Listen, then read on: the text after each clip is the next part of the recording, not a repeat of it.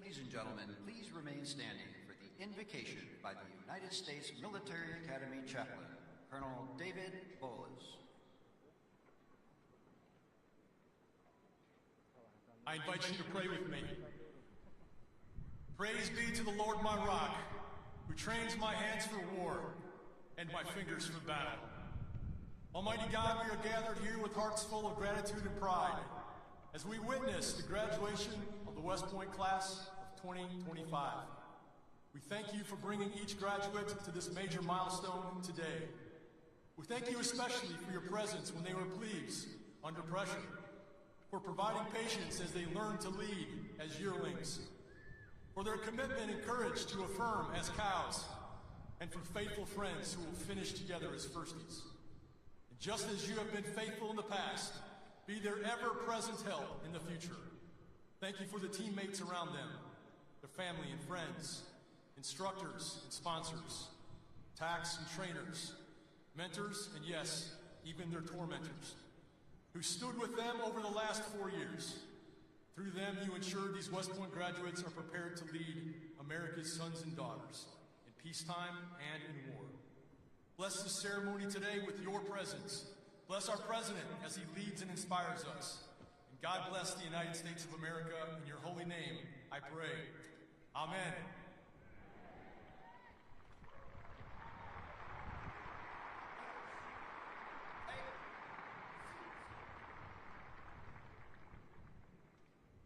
Please be seated.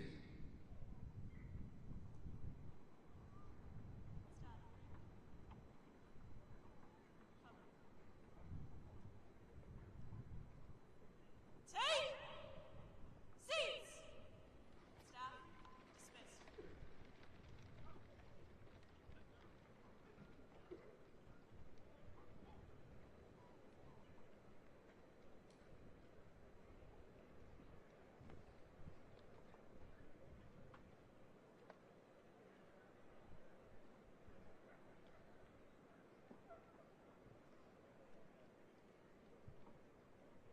Please welcome the 61st Superintendent of the United States Military Academy, Lieutenant General Stephen W. Gilland.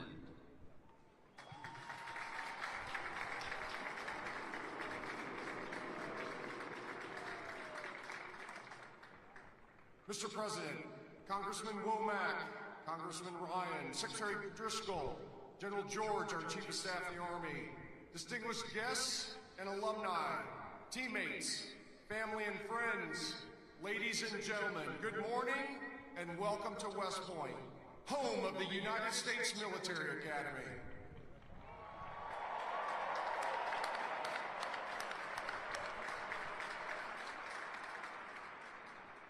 We are tremendously honored to have you here today to celebrate the 1,002 outstanding cadets of the class of 2025 as they graduate and commission as the newest officers and leaders of character in your United States Army. First, a very special welcome to the parents, grandparents, siblings, family, and friends of our graduates who are here today. Let's give them a round of applause.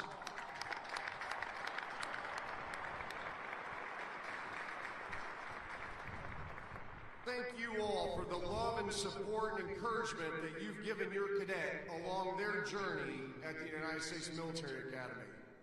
I'd like to acknowledge the members of the 50-year affiliate class for our graduating class, the Courage and Drive class of 1975.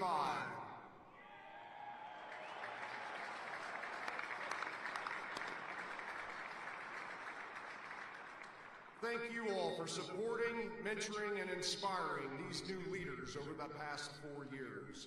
You are all wonderful exemplars of leadership, excellence, and selfless service. And we are grateful to you for demonstrating the strength of the long gray line to this outstanding class. Class of 2025, together we thrive. Congratulations and well done.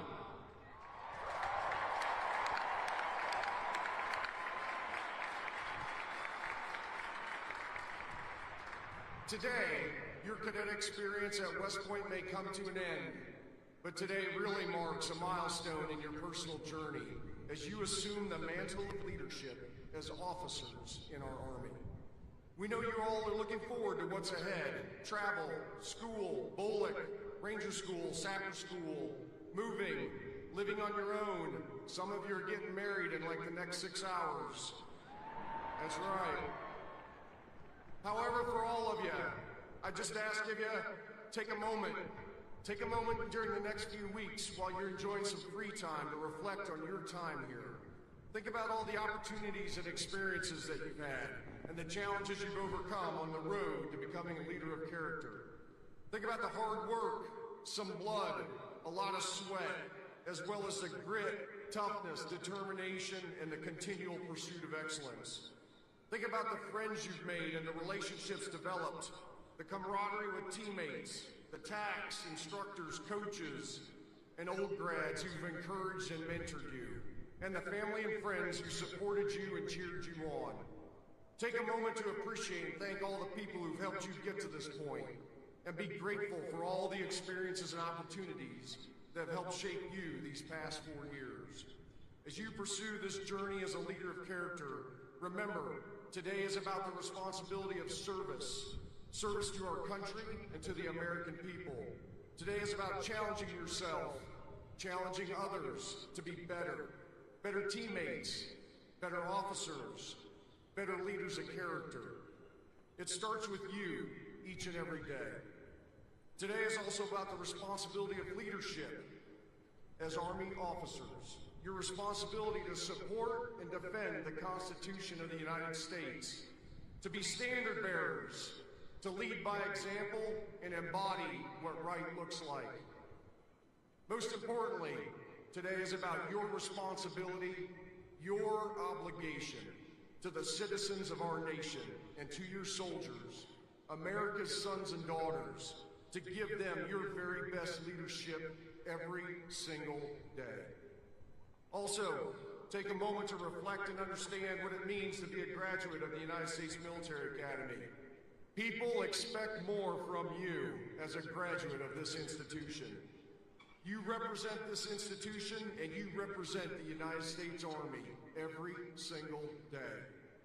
You now join a proud legacy of leaders of character who've committed themselves to selfless service and continual excellence, guided by our Army values and the ideals of duty, honor, country. Those ideals, they unify us and they define us. They define who you are as graduates of the United States Military Academy. And just as they've inspired you, you will now in turn inspire future generations. The class of 2025, you are ready to face the challenges that await you, prepared to live honorably, lead honorably, and demonstrate excellence in everything that you do. Congratulations and Godspeed to all of you. Mr. President, on behalf of the team at the United States Military Academy, it is an honor to present this outstanding class to you this morning as our nation's newest warfighters and leaders of character.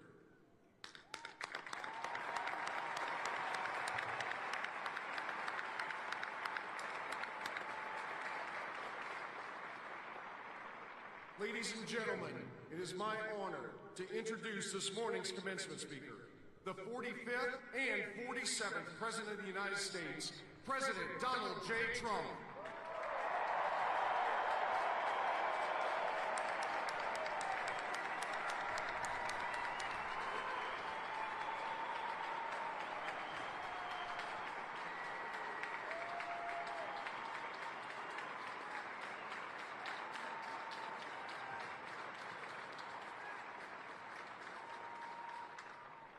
Thank you very much. This is a beautiful place. I've been here many times, going to high school, not so far away.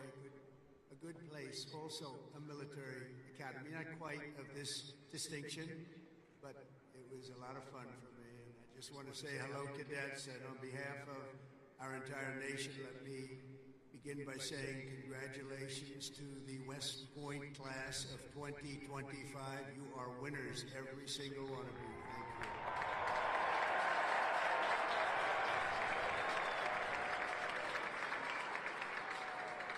And now we want you to relax, and I'm supposed to say at ease, but you're already at ease. because you've made a great choice in what you're doing. Your choices in life have been really amazing. So this is a celebration, and let's have a little fun. I want to thank your highly respected Superintendent, General Stephen Gillen, and he is really something. I got to know him backstage with his beautiful family, and his reputation, his wife is just incredible. His reputation is unbelievable, and thank you very much. And your daughter is a winner also, just like everybody out there, a real winner. Thank you. Thank you.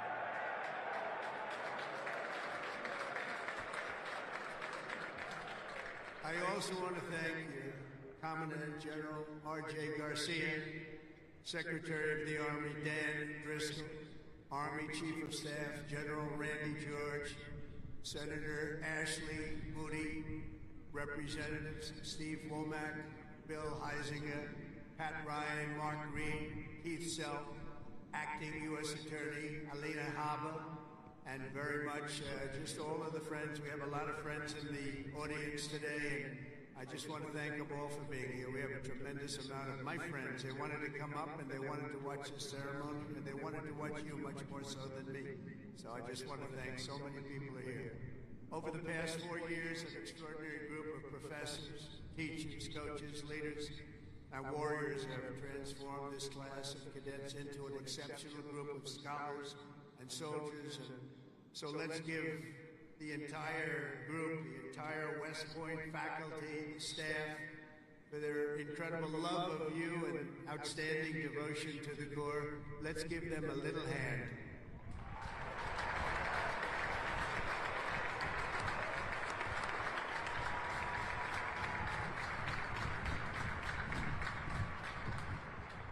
And importantly, we can't forget all of those people beaming with pride. Look at them in the audience. They're so proud. They're in the stands. So thank your parents, your grandparents, and family members who made this all possible for you. Thank you.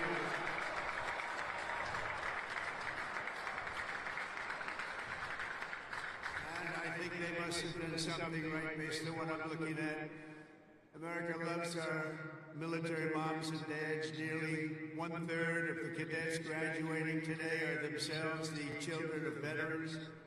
So to everyone with us this morning who served America in uniform, no matter your age, please stand so we can salute your service. We'd like to see who you are.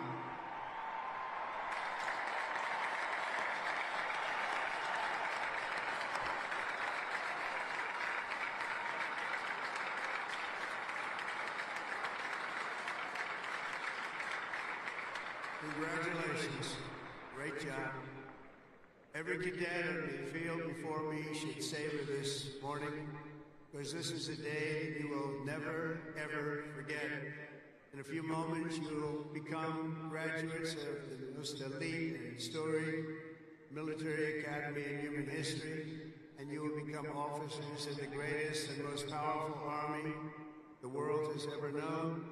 And I know because I rebuilt that army, and I rebuilt the military.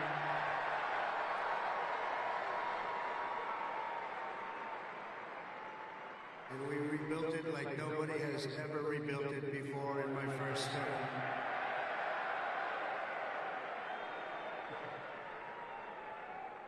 Your experience here at West Point has been anything but easy. But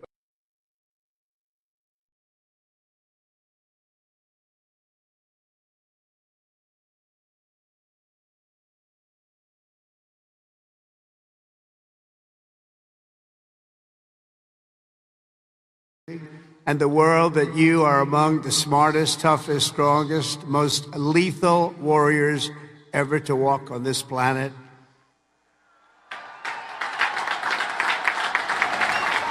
Today, I can proudly say, mission accomplished. Great job.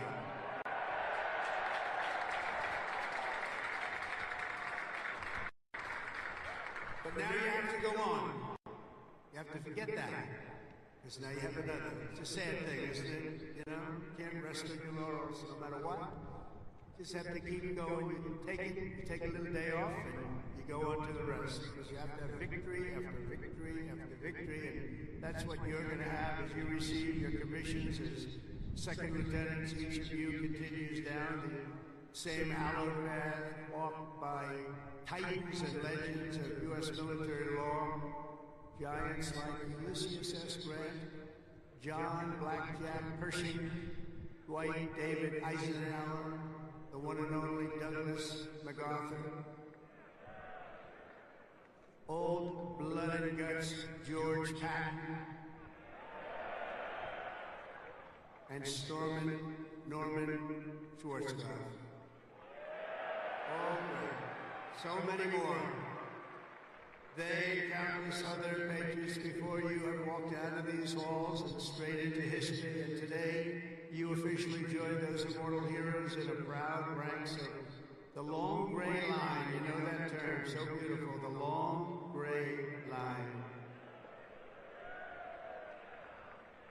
Among the 1,000 cadets graduating today, 26 of you wear the prestigious Star Wreath, signifying the highest level of academic achievement. Please stand up. 26. Let's see if somebody stands who shouldn't be standing.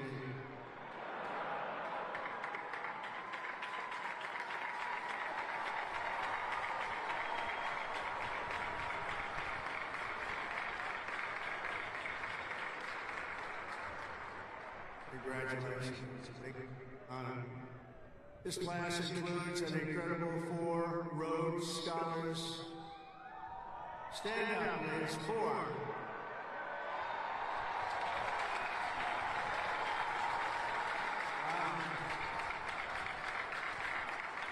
That's tied for the most of any West Point class since 1959. That's great. 4. Congratulations.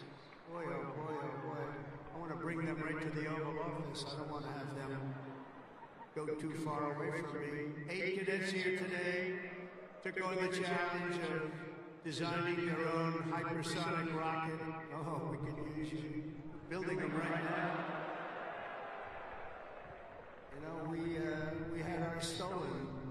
We are the designer of it. We had it stolen during the Obama administration. They stole it.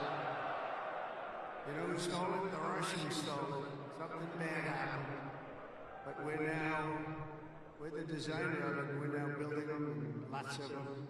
And earlier this year, they launched it into space, setting a world record for amateur rocketry. Can't get you in there fast enough. This class excelled not only mentally but also physically last January when more than 1,000 cadets volunteered for an 18.5-mile march on a freezing winter night. Cadet Chris Verdugo completing the task in 2 hours and 30 minutes flat, smashing the international record for the competition by 13 minutes. Where is he? Where is he? Come up here. Come up here, Chris. Get up here. Come here. That's by 13 minutes. Come here, Chris.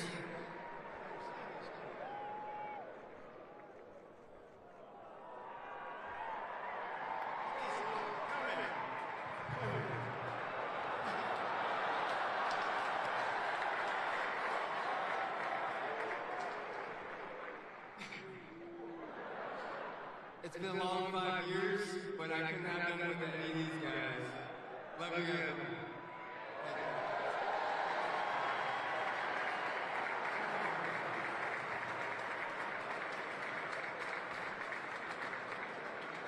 That's great. Keep it going, Chris. That really is a definition of Army strong, isn't it? International. This class includes 513 graduates who completed Air Assault School, 70 who completed Airborne School, 8 who made it through the ultra-elite Army Diver School, among the most difficult and grueling programs anywhere on Earth. That includes the first 2 women in West Point history to complete diver school, cadets Megan Cooper and Clara Saber. Where are you? Stand up.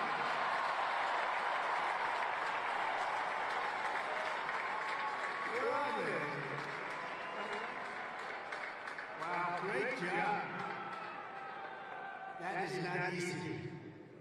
Congratulations, Megan and Clara. That's a job well done. Thank you very much.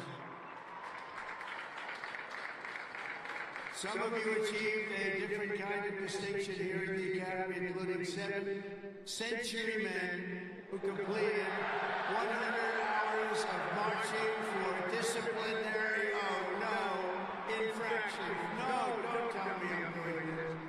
Oh, I'm so sorry. Would you like to stand up?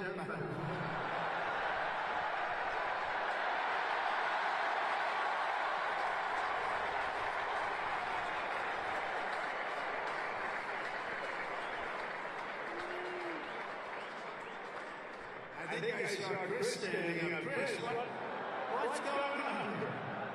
Well, you had one good, one not so good, right, Chris? Can't believe Chris is standing. But we want everyone to leave here today, Chris, so you're going to be okay, because I'm going to do something with a clean slate. So in keeping with tradition, I hereby pardon all cadets on restriction for minor conduct offenses effective immediately, so you're all okay.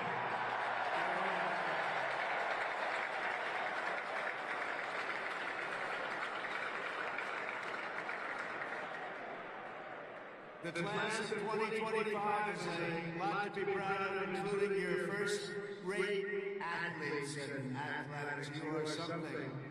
I've been watching too. I love the sports stuff. What you've done is pretty amazing.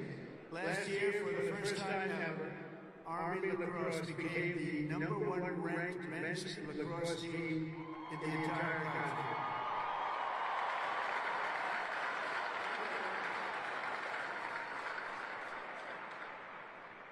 Those of you on the team, stand. That's a big honor. Stand.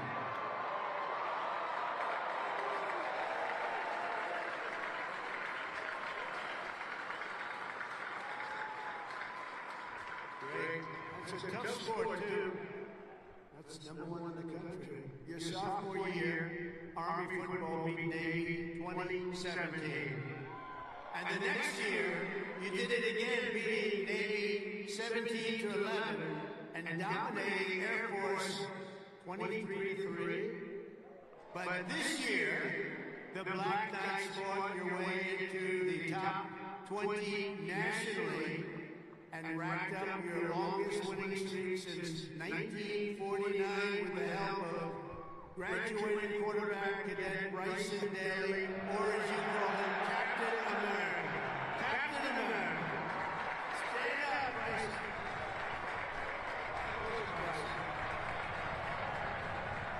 We gotta get him up here, right? Come on, Bryson.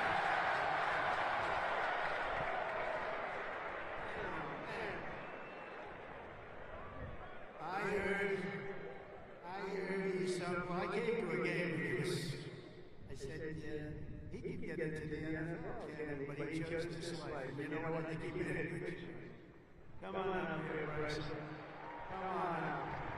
Wow.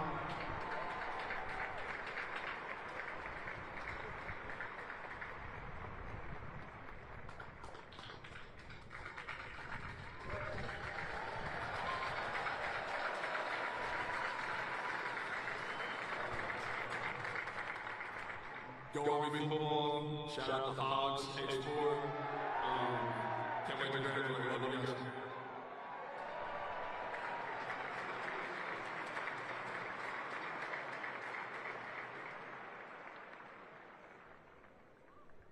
I just tapped his shoulders like I hit a piece of steel. That's in good shape. There's a reason, you know? There's always a reason for success. Thank you, Bryson. At a time when other top college quarterbacks were thinking about going pro, Bryson's mind was on something else. As he told an interviewer earlier this year, I'm focused on my career as an infantry officer. That's what he wants to do. So Bryson, you did the right thing and service at its finest. Thanks, Bryson. That's amazing. He's an amazing guy with an amazing team. Each of you on the field today is among the most talented members of your generation. You could have done anything you wanted. You could have gone anywhere. You could have gone to any school. This is one of the hardest schools to get into. And writing your own ticket to top jobs on Wall Street or Silicon Valley wouldn't be bad, but I think what you're doing is better. Instead of sports teams and spreadsheets and software, you chose a life of service, very important service, instead of stock options. And I do that stuff. It's sort of boring. Honestly, compared to what you're doing, it's real boring. You chose honor and you chose sacrifice. Instead of business suits, dress shoes, you chose money boots and fatigues, keeping yourself in shape. Because West Point cadets don't just have the brightest minds, they also have the bravest hearts and the noblest souls of amazing people. I could not be more proud to serve you as your commander-in-chief, and our country is doing well. We've turned it around very quickly. We've turned it around.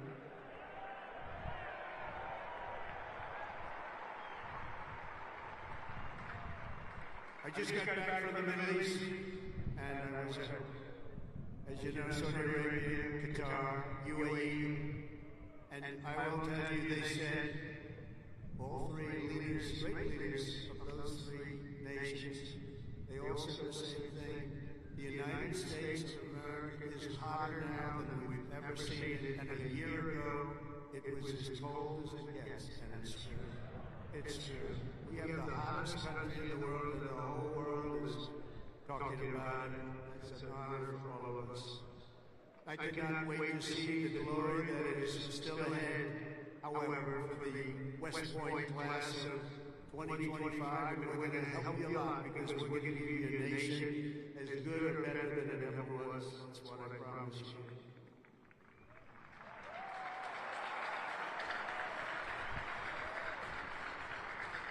All the victories that you've had together on these grounds will soon pale in comparison to the momentous deeds that you'll perform on the mission you're accepting today as a future leader of America's Army. And we have that Army geared up. We have more than, just $1 trillion military budget, General. You know that? $1 trillion. Some people say we can cut it back. I said, I'm not cutting 10 cents. It's another thing we can cut. We can cut plenty of others, right, Dan? We can cut plenty of other things. We have a good man in here. It's a very different warfare out there today. Now they've introduced a thing called drone. A drone is a little bit different. It makes you have to go back and learn a whole new form of warfare. You're going to do it better than anybody else. There won't be anybody close.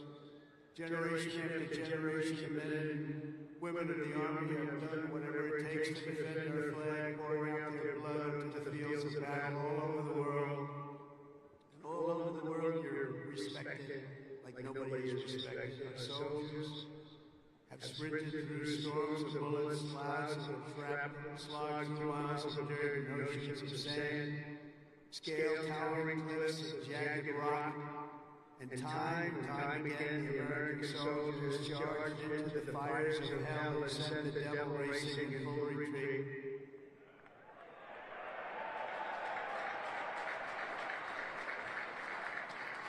No task has ever been too tough for America's Army, and now that 250-year legacy of glory and triumph belongs to you.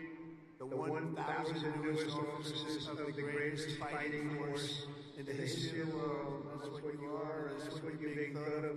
Again, you are the first West Point graduates of the golden age of America. This is the golden age. Promise. We're the new age. This is the golden age. And you're going to lead the Army to summits of greatness that has never reached before. You see that. You see what's happening. You see what's going on in the world. Each of you is entering the officer corps at a defining moment in the Army's history. For at least 2 decades, political leaders from both parties have dragged our military into missions it was never meant to be. It wasn't meant to be. People would say, why are we doing this? Why are we wasting our time, money, and souls in some cases? They sent our warriors on nation-building crusades to nations that wanted nothing to do with us, led by leaders that didn't have a clue in distant lands, while abusing our soldiers with absurd ideological experiments here and at home. All of that's ended, you know, all of it's ended strongly. They're not even allowed to think about it anymore. They subjected the armed forces to all manner of social projects and political causes, while leaving our borders undefended and depleting our arsenals to fight other countries' wars. We fought for other countries' borders, but we didn't fight for our own border, but now we do, like we have never fought before. But under the Trump administration, those days are over. We're getting rid of the distractions and we're focusing our military on its core mission, crushing America's adversaries, killing America's enemies, and defending our great American flag like it has never been defended before.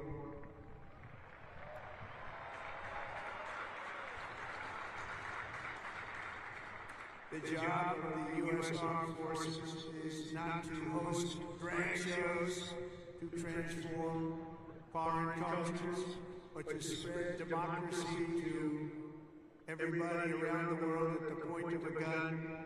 The military's job is to dominate any foe and annihilate any threat to America anywhere, anytime, and any place.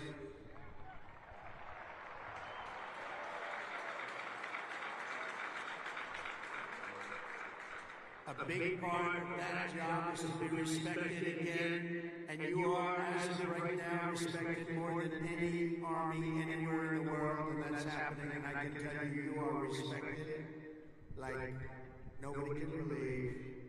As president, I am laser focused on our core national interests. My preference will always be to make peace and to seek partnership, even with countries where our differences may be profound. As you know, we're working on a lot of things right now. When I left office 4 years ago, we had no wars, we had no problems. We had nothing but success. We had the most incredible economy, the single greatest economy for a president in history. I think we're going to beat it this time by a lot, if you want to know. But we had something going on very special. But if the United States or its allies are ever threatened or attacked, the Army will obliterate our opponents with overwhelming strength and devastating force. That's why my administration has begun a colossal buildup of the United States Armed Forces. A buildup like we've never had before. Peace through strength. You know the term. I've used it a lot.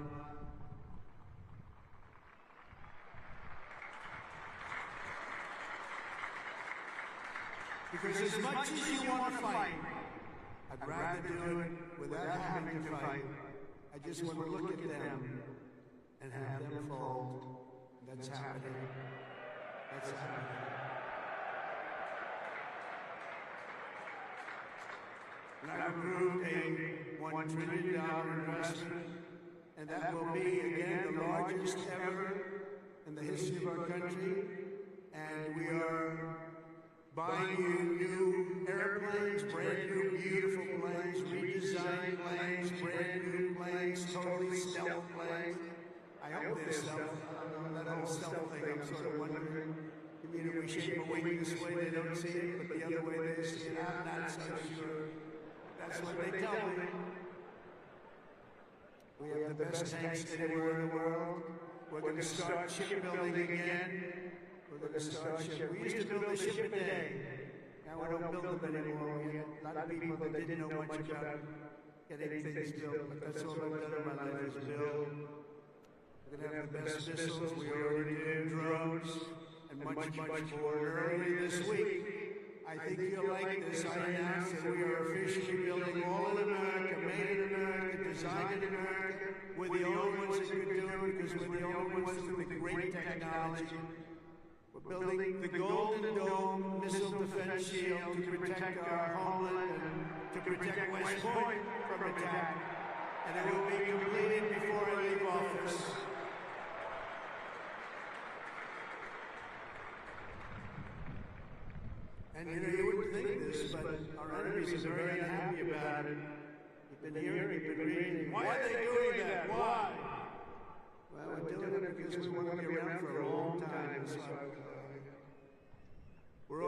restoring the fundamental principle that a central purpose of our military is to protect our own borders from invasion. Our country was invaded for the last 4 years, and they've allowed people to come into our country that they shouldn't be here.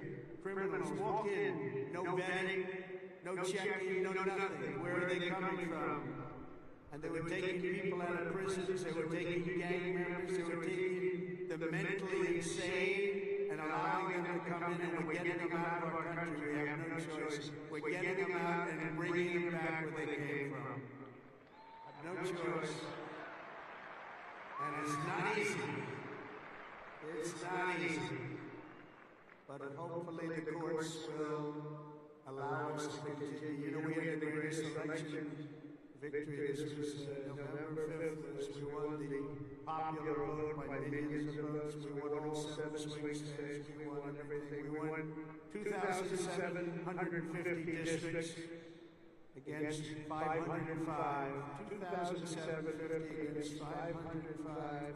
We had a great mandate, and it gives us the right to do what we want to do to make our country great again, and that's what we're going to do. And on day one, I deployed our military to the southern border, and since that day, we've reduced the number of illegal border crossings, where there used to be hundreds of thousands of people coming into our country a day.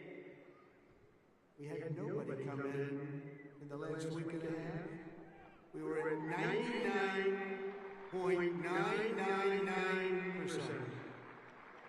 99.999. That was with the help of our military. We had one person come in. One. You know why? He got very sick.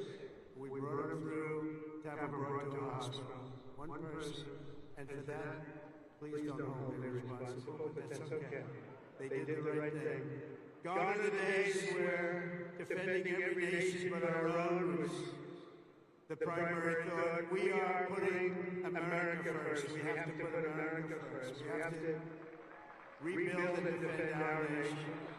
And very shortly you're going to see a nation better than it's ever been. And you see that with the trade. For years we've been ripped off by every nation in the world on trade. We've been ripped off at the NATO level. We've been ripped off like no country has ever been ripped off. They don't rip us off anymore. They're not going to rip us off anymore. And you're seeing it. You have to watch what we're doing in trade. I know it's not your primary thing, but it's quite important in all fairness. But watch, you'll see what's going on. Been reading about it over the last few days. We're making deals with other nations that were nobody thought it would be even possible. And the reason is very simple. They respect us again. They're respecting our country again. That's what we want. And everything we do, we are bringing common sense back to America. It's all about common sense. We can say we're liberal, we're conservative. The new word is progressive. They don't like using the word liberal anymore. That's why I call them liberal. But whatever you are, you know, most importantly, you have to have common sense, because most of it's about common sense when you get right down to it.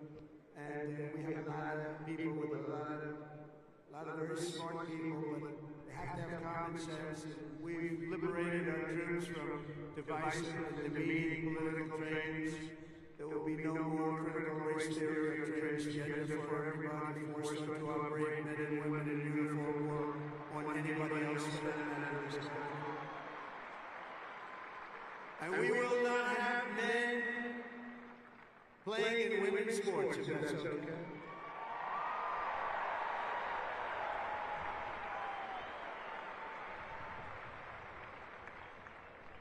I mean, I wouldn't want to have to tackle, as an example, Bryson as a man. But I don't think a lot of women want to tackle him. I don't think so. How crazy is it? Men playing in women's sports, how crazy is it? So ridiculous, so demeaning to women. And it's over. That's over. We've ended it. And promotions and appointments will not be based on politics or identity. They'll be based on merit. We won that case in the Supreme Court of the United States. We're allowed to go back to a system of merit. We're a merit-based country again today.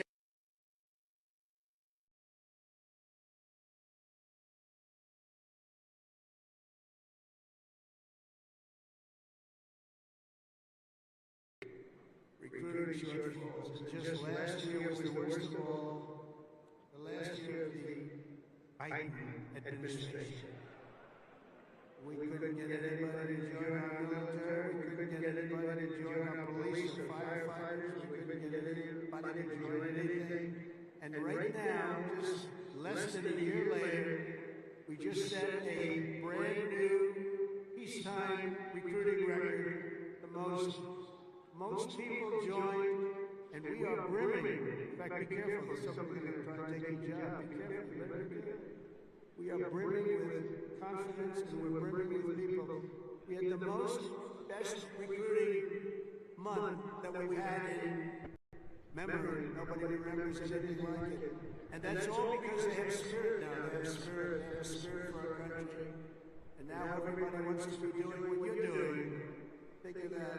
So it's really a great honor, I will say. And I'm pleased to report that by next week, the Army is expected to surpass its recruiting targets for the entire year, something that hasn't happened in 28 years where we've had that. So that's pretty good.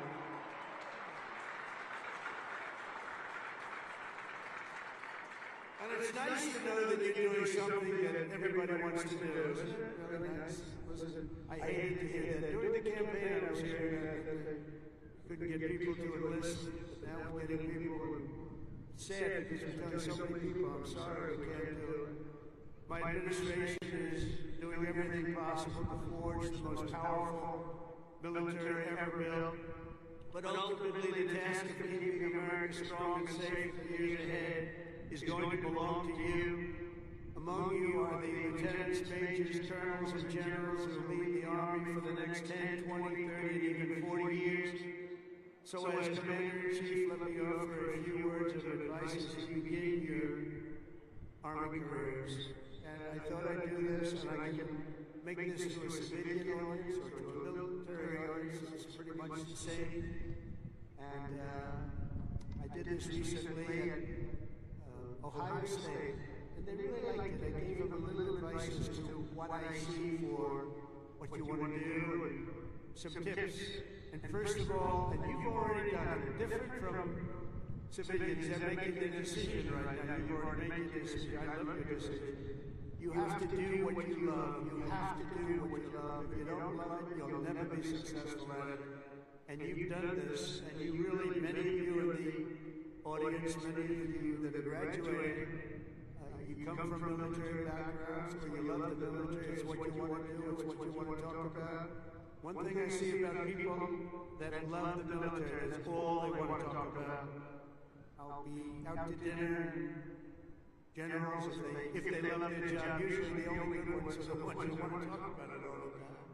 But if they talk, that's what they want to talk about. I really, very rarely see somebody who's successful that doesn't love what he or she does. You have to love what you do. In your case, the military is what you chose, and I'll tell you what, you cannot go wrong. You're going to see it too. You're going to love it more and more with time.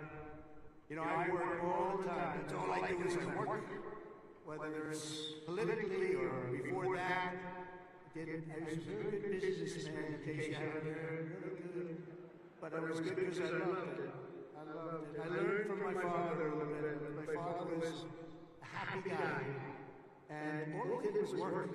He'd work Saturdays, Sundays, he'd work all the time, and he was a happy guy, just loved life. And I learned that. I said, you know, it makes him happy. I've seen other people that never work, and they're not happy. You gotta love it, otherwise you won't be successful in the Army. There are a lot of different paths you can take, so follow your instincts and make sure that you take the path that you love, that you're doing something that you love within your military. You will be happier, the Army will be far stronger for it. Second is to think big. Always think big. If you're going to do something, you might as well think big, do it big, because it's just as tough, and sometimes it's a lot easier thinking big than doing a small task that's more difficult. One of your greatest graduates, General Eisenhower, used to say, whenever I run into a problem that I can't solve, I always like to make it bigger to solve it and solve more of it. If you're going to solve a problem, it might as well be a big problem as opposed to a small problem that lots of people can take advantage of and solve. So you can achieve something really amazing. Think big. Third, though, you got to do this. Brain power you have to have. Potential you have to have. But to be really successful, you're always going to have to work hard. An example is a great athlete, Gary Player, great golfer. He wasn't as big as the other men that were playing against him, great, big, strong guys. Gary was a smaller guy. I don't want to take this way. This friend of mine gets a little angry at people because he hits the ball just as far. He said, I hit the ball further than them. Why am I small? But he worked very, very hard. He was always doing exercise. He was well ahead of his time. He never stopped. He won 168 golf tournaments. He won 18 majors, 9 regular and 9 on the senior tour. 18 with 168. That's the most tournaments internationally. The most tournaments anybody's ever won. But he made a statement years ago, and I heard it. He's the first one. I think I've heard it a couple of times since, but he was the first. He said, it's funny. The harder I work, the luckier I get. And think of that, the harder I work, the luckier I get. He worked hard, and you're working hard, and the harder you work, the luckier you're going to get. Fourth is, don't lose your momentum. Momentum is an amazing thing. Keep it going. I tell a story sometimes about a man who was a great, great real estate man. It was a man who was admired for real estate all over the world, actually, but all over the country. He built 11 towns. He started as a man who built one house, then he built 2, then he built 5, then he built 20, then he built 1,000, then he built 2,000 and 3,000 a year, and he got very big, very big. He was great at what he did. You see him all over the country, still 11 towns. This was a long time ago. He was the first of the really, really big home builders. And he became very rich. He was a very rich man. And then he decided to sell. He was offered a lot of money by a big conglomerate, Gulf and Western, big conglomerate. They didn't do real estate. They didn't know anything about it, but they saw the money he was making. They wanted to take a public company. And they gave him a lot of money, tremendous amount of money, more money than he ever thought he'd get. And he sold his company, and he had nothing to do. He ended up getting a divorce, found a new wife.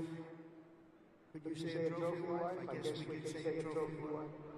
It didn't work out too well. But it doesn't work out too well. I must tell you, a lot of trophy wives doesn't work out. But it made him happy for a little while at least. But he found a new wife. He sold his little boat. He got a big yacht. He had one of the biggest yachts anywhere in the world.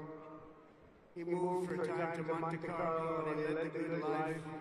And time went by, and he got bored. And 15 years later, the company that he sold to called him, and they said, the housing business is not for us. You have to understand, when Bill Leonard was hot, when he had momentum, he'd go to the job sites every night, he'd pick up every loose nail, he'd pick up every scrap of wood. If there was a bolt or a screw laying in the ground, he'd pick it up and he'd use it the next day, putting together the house. But now he was spoiled, and he was rich, he was really rich. And they called him and they said, this isn't for us, this business, we do other things. Would you like to buy it back? We'll sell it back to you cheap. And they did. He bought it.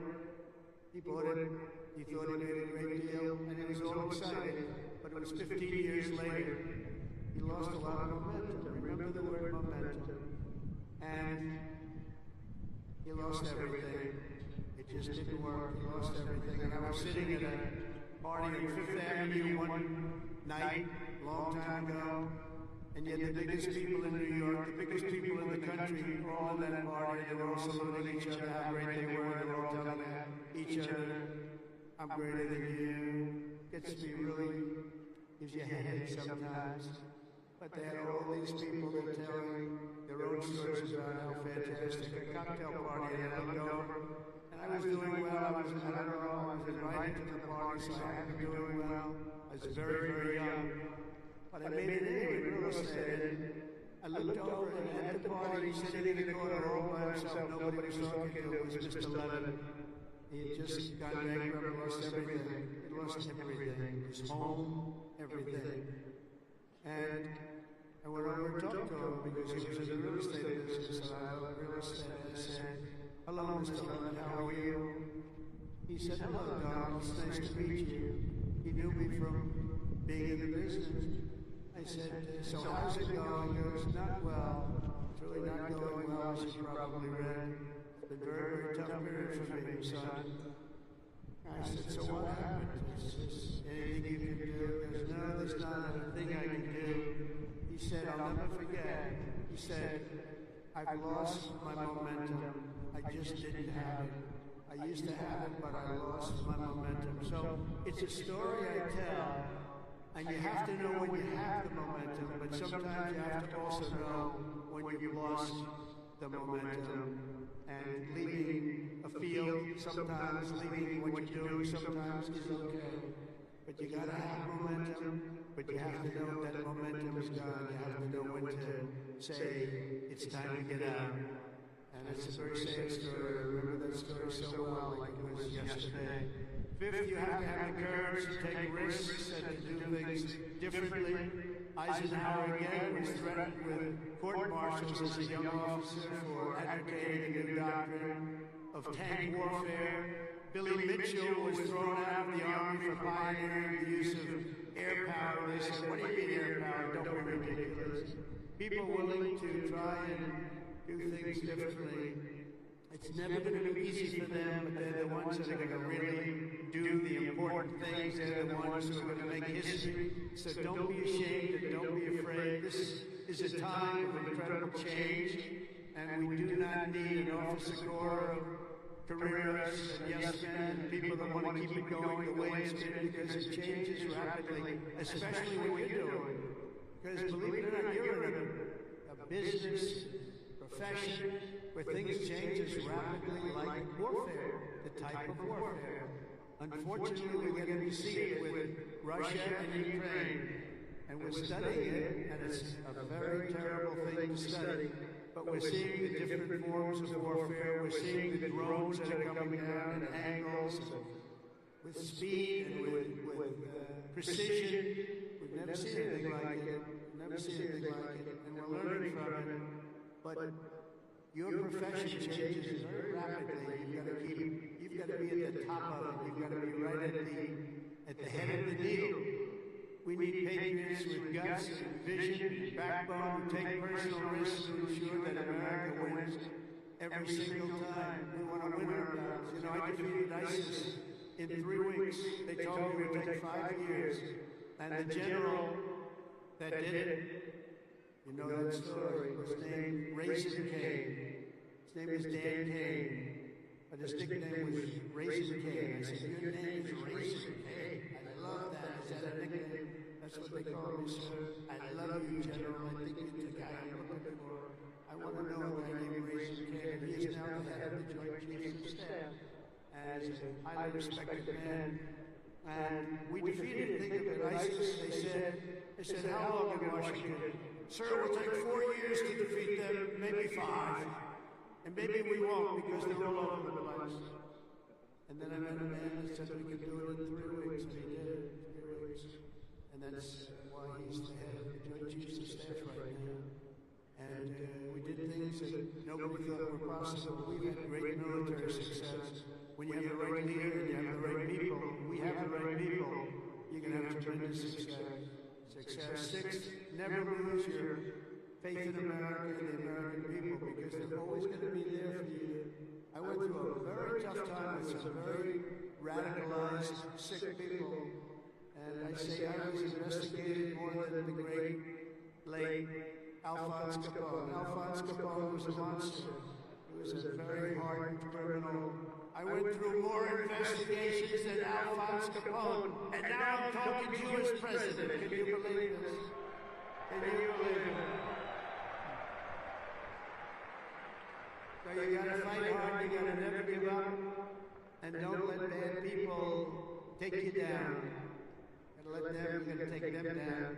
A lot of bad people out there. Those people, you have to figure it out. But you also have a lot of great people. Finally, hold on to your culture and your traditions, because that's what makes something really great. And that's what's made the Army great. The culture and the tradition. Whether we're talking about a battalion, a business, a sports team, or even a nation, history has shown that in many ways culture is destiny. So do not let anyone destroy the culture of winning. You have to win. Winning is a beautiful thing. Losing, not for us. Not for us. Not for everybody here. If it was, you wouldn't be here. From the earliest days of our nation, this supreme tradition of American military service has been passed down from soldier to soldier and generation to generation. It's a beautiful thing to watch. Graduating today is Cadet Ricky McMahon, Ricky's great-grandfather. Stand up wherever you are, Ricky, you know, like this. Ricky's great-grandfather served in World War I. His grandfather served in World War II. And his uncle, father, and mother all graduated from West Point. Where is Ricky?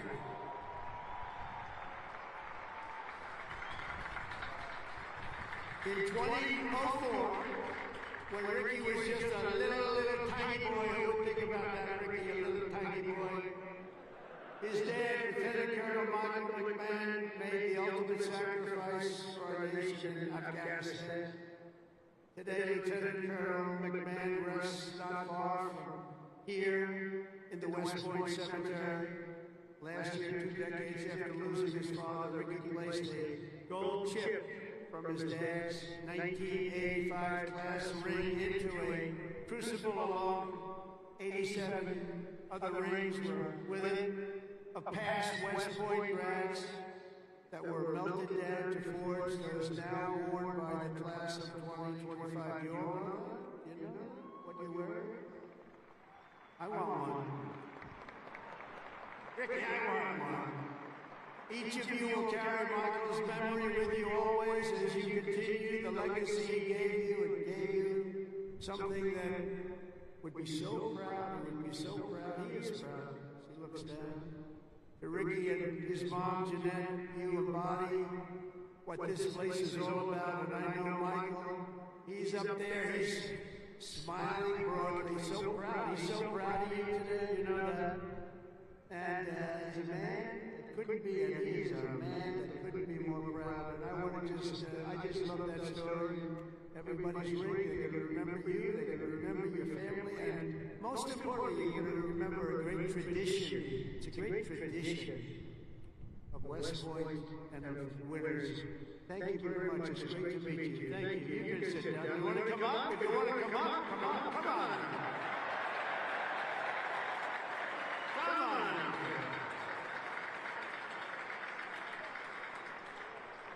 That's nice.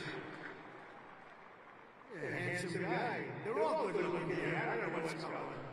The whole crowd is beautiful. Thank you very much.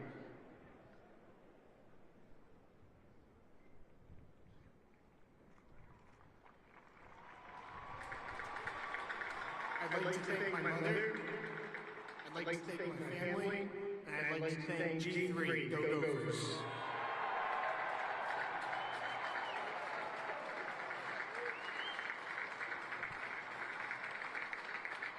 These are good-looking people, I'll tell you, General. What's going on? Look like all a bunch of male models. I can't stand it.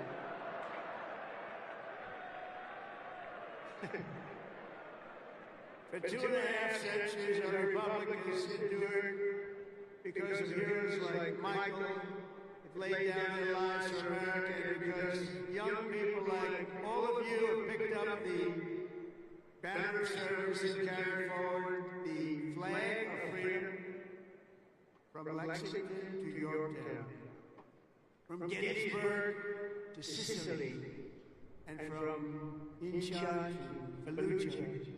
America has been won and saved by an unbroken chain of soldiers and patriots who ran to the sound of the guns, leapt into the maw of battle, and charged into the crucible of fire to seize the crown of victory, no matter the odds, no matter the cost, no matter the danger.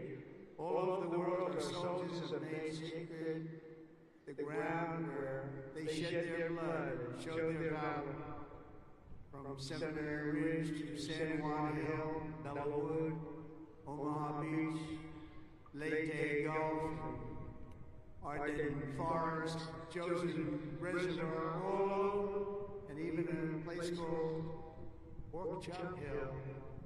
And in all of those battles and so many more, some of the best, brightest, and bravest have come from right here at the U.S. Military Academy at West Point, one of the great fabled places anywhere in the world. America's Army has never failed us, and with leaders like the West Point class of 2025, the Army will never fail. We will never let you down.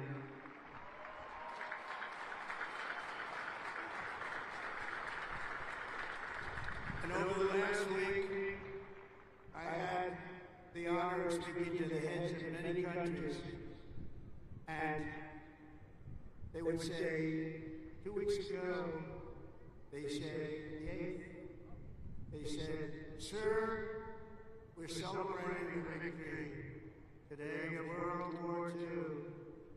And I said, "Wow, that's nice."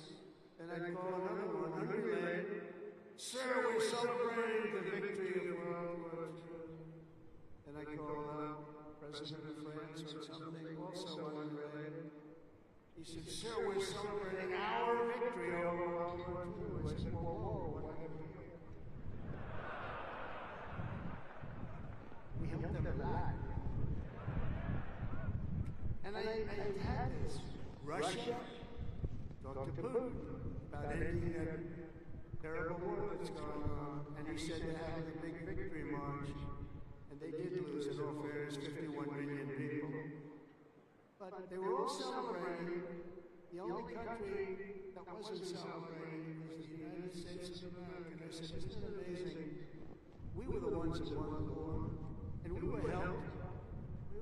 In some cases, we had to help them. But we were helped by some of the nations. And we were strongly helped by a couple of them. But every one of them was celebrating. They had Victory Day. They called it Victory Day in Europe, Victory Day all over. And we weren't even thought about. Nobody had a Victory Day. So I named that special day and another special day from now on as a holiday, but a holiday where we work. Because we don't have enough days. We're going to be having so many holidays, we're not going to be able to work anymore. But I named it for World War II, and a separate day in November, as you know, for World War I. I said, you know, all these countries that participated in the war are celebrating, but the greatest country of them all, and the country that won the war, nobody even talked about. And so we're going to be talking about it too from now on. And I think you'll appreciate it. We won the First World War, we won the Second World War, and you know where we won them from? Right here at West Point. West Point won the war. You won 2 world wars, and plenty of other things. You wouldn't think of it. We don't want to have a 3rd World War. But we won the First World War, we won the Second World War right here from West Point. And that's something. And we're going to be talking about it. You know, they can talk about it. And in some cases, as you know, they didn't do too much to help. They were ground down. But they were celebrating victory. No, we're going to celebrate victory because we're the ones that won that war. Standing before you today, I know that you will never stop. You will never quit. You will never yield. You will never tire. You will never, ever, ever surrender, never give up. Remember that, never give up. It's another little factor I could have had. Never, ever give up. Raise your right hand. I pledge I will never, ever give up. You can never give up. You can never give up. If you do, you're not going to be successful because you'll go through things that will be bad. You can have great moments, you can have bad moments. You can never give up. Through every challenge and every battle, you'll stand strong, you'll work hard, you'll stay tough, and you will fight, fight, fight, and win, win, win.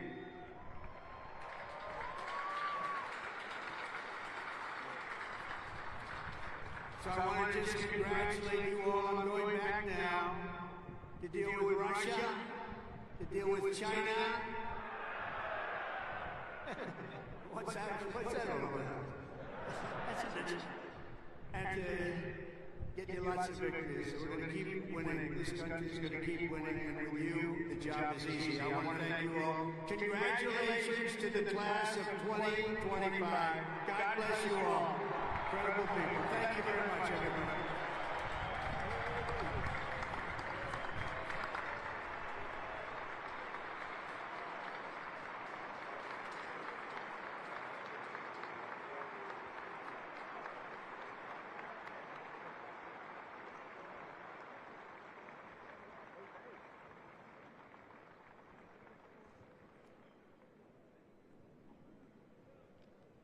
Ladies and gentlemen, at this time, please remain standing for the presentation of the class gift. The class president, Cadet Catherine LaRue, will present a panoramic photo of the class of 2025 to the president.